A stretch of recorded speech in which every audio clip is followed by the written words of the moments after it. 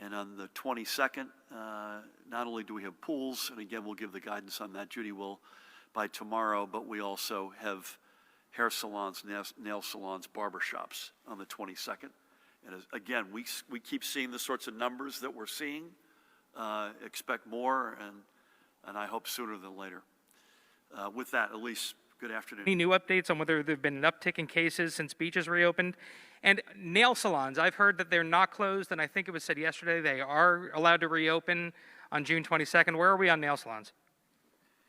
Okay, nail salons are June 22nd. That's unequivocal, okay? I've got no update on Cape May County on that. You mean the particular situation where the folks went back to Bucks County? Yeah, I've got no update on that, but the general feedback, and Pat, tell me if you disagree, or Judy, but the general feedback out of the beach reality has been so far so good, unless you all have heard otherwise, in terms of compliance, but also in terms of rate of transmission. And if you look at Judy's, and again, I think we should, Mahan, begin to show this at least from time to time. If you look at rate of transmission, you see very good realities on the four shore counties. Listen, Brent, I'm going in reverse order. I recognize that. Second round, stay at home, lack of appetite. Who could blame people for, not having any appetite or desire to see that happen?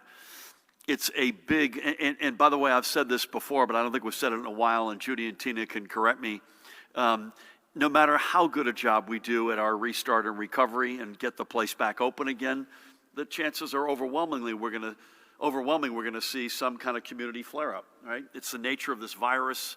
It's the nature of intermingling, crossing these bubbles that we've talked about from time to time. To me, that is not the question. Obviously, the scale of it is open, but to me, it's, do you have the pieces of the puzzle in place that we decidedly as a nation and therefore as a state did not have in place 3+ months ago? And that's everything from the emergency stuff like bed capacity, PPE, ventilators, reserve healthcare workers, the medicines, all of which we are continuing to doggedly try to husband and generate, but also in the more recent reality of the testing, contact tracing, isolation realities. And again, we owe you, and we'll do that within the next few days, on the contact tracing and isolation piece, so that folks have the confidence that we can surround this thing if it pops up again. And to me, that's the big game changer, not whether it will pop up again, unless you all disagree, but when it pops up, that we can surround it.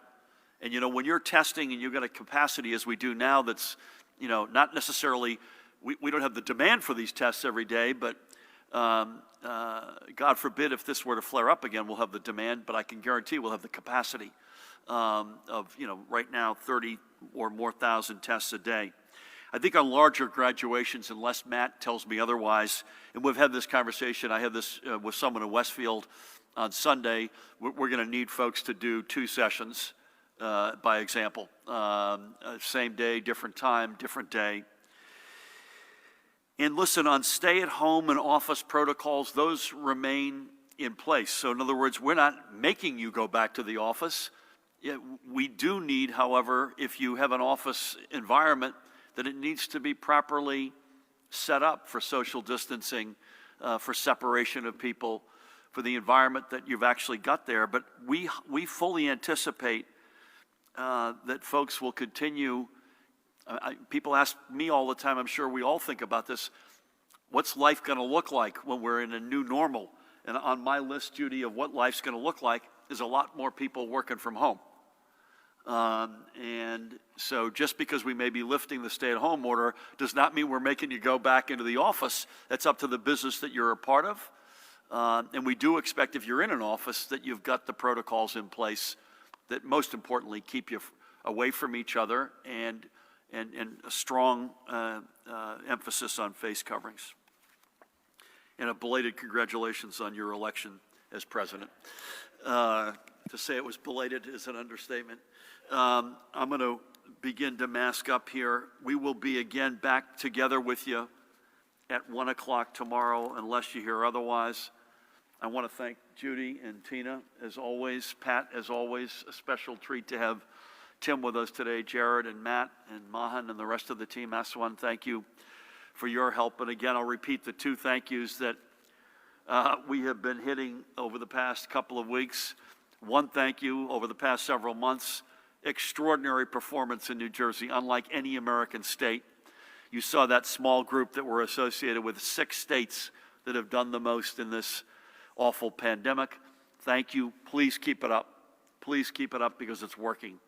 And secondly, as you have rightfully protested systemic racism, the stain of racism in this country, you have done so peacefully and responsibly. And we thank you and ask you, please, to keep your voices strong and loud, but to do it peacefully.